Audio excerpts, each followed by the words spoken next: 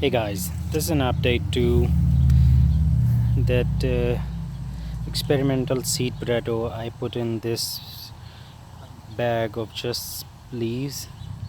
It has grown pretty well so far, yeah.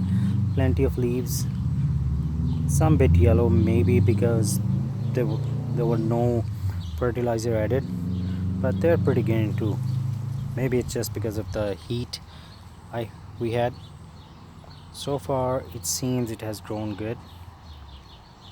Unlike the other potatoes in the containers which have died back, this one is still lush green. So I think maybe another month for this one to go. I did uh, I think sowed this one about a month after those ones, so sometime in May. So let's see. It was just an update.